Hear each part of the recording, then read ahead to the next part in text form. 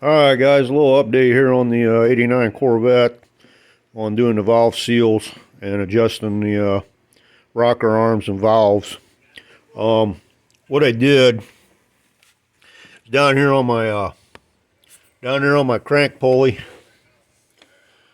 I put a white mark on that. That was setting up there straight up and down. And then what you want to do, or what I did on this, is which gave me a real good start on getting these valves readjusted, is I had that setting like that. And the best way I found to turn this motor, I had all the spark plugs out of it. I put a ratchet over there on the nut on the alternator so I could turn this motor over, and which was a lot easier than trying to get your down there, your ratchet down there on your pulley and turning the crank pulley. This is a lot easier this way. I did have a problem with that though. My belt was slipping a little bit when I was trying to turn the motor. So what I did is I put another ratchet here on the belt tensioner tightener. And then I was trying to do this myself. If I'd had somebody else here to hold that while I was turning that, it would be no problem. But I didn't have anybody helping me. So what I did is I just took this and I took a tie strap and tightened that so this belt was a lot tighter, and just strapped this, had my bar strapped right here so that way this belt was a lot tighter, and then I could turn the motor, because that way I could turn the motor over with the alternator nut there instead of trying to do it down there, which was a lot harder to do. So that worked out pretty good. Once I got that done, take and turn the mark on the pulley so it's 90 degrees each time. And what you do is you come up here and check your up and down movement on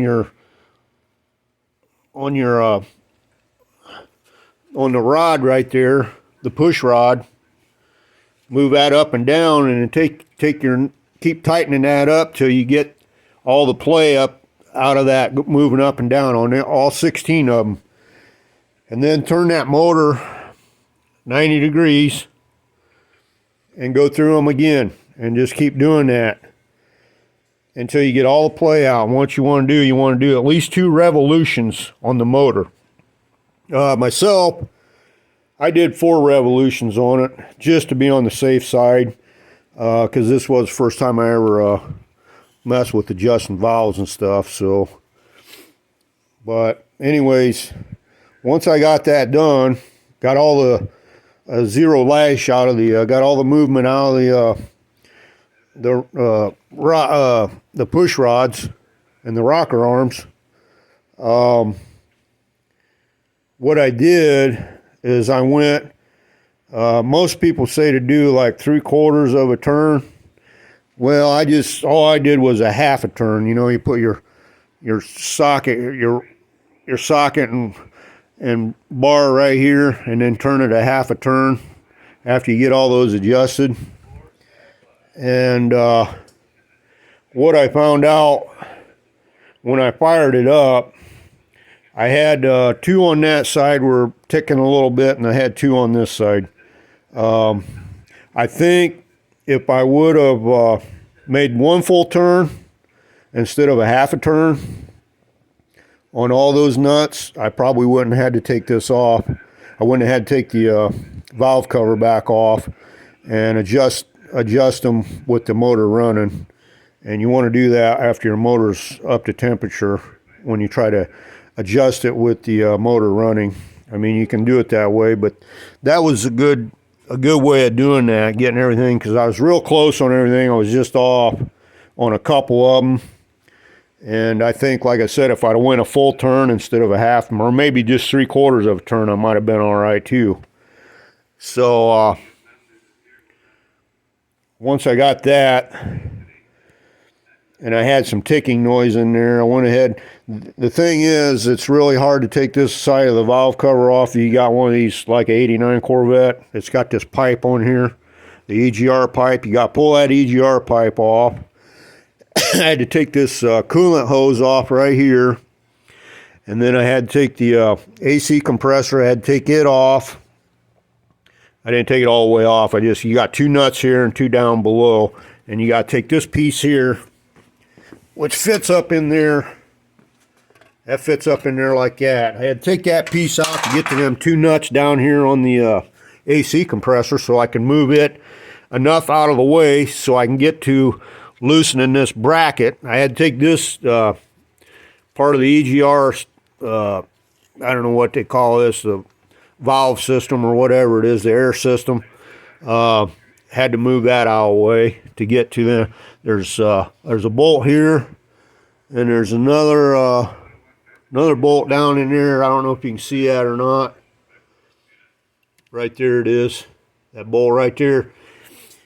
And then there's two nuts over here to hold this bracket on, and you got to loosen them up to get this bracket moved over. You don't have to take it all the way off, just loosen them up enough where you can move this bracket over a little bit in order to get this valve cover up out of here, because this valve cover on this side is extremely hard to get off. I mean, you got to tear a bunch of stuff just to get that off there. So just a little heads up on that if you got to do the if you're going to adjust your valves, because I had to take all this, I had to take it all off, and then I had to put it back together so I could start the car and let it run. And then I'm going to adjust. I'm going to adjust these two here because they're still making a little ticking noise. But so it's a little more work than what I was planning on doing on that. And I think if I'd have went 3/4 of a turn or possibly a full turn on each one of those nuts after I did the motor rotation 2 times, I think I would have been all right on not having to pull these valve covers back off, because I had that side there already got done. I took it off. That side's not as bad to take off as this side. This side here is really hard to take off. You got to move a bunch of stuff to get it off there. So, so if you do it like that, guys, probably want to go 3/4 of a turn to a full turn on each one of those nuts after you get your zero lash set on your valves. That way you don't have to do like I do and tear this all back apart and then put it partially back together to run it, to get those two there, get the ticking noise out of the lifters because it wasn't tight enough. So anyways, guys, that's just a little heads up on if anybody's trying to, change these valve stem seals, trying to do that yourself, and then you got to adjust. You're gonna have to go through and adjust all your valves and stuff. So I thought I'd throw this video out there, let some people know. This is the way I'm finding it's working pretty good, working out pretty good this way. So I just got them two there that I gotta finish up adjusting, and she should be good to go. I got to take this all back off again, and just to get that valve cover on there. So little heads up on what all you're gonna have to do on one of these 89, probably 80. I think 86 they had this here. 86 they started putting this EGR tube on here. The 85 is not as bad because you don't have this tube on there on the 85. My 85 don't have that, so I can take it right off. But this I think they started putting these EGR tubes on here in 1986, and I think all the way, I'm not sure if it goes all the way to 91 or not, because 91 was the last year for the 350 tune port on the Corvette.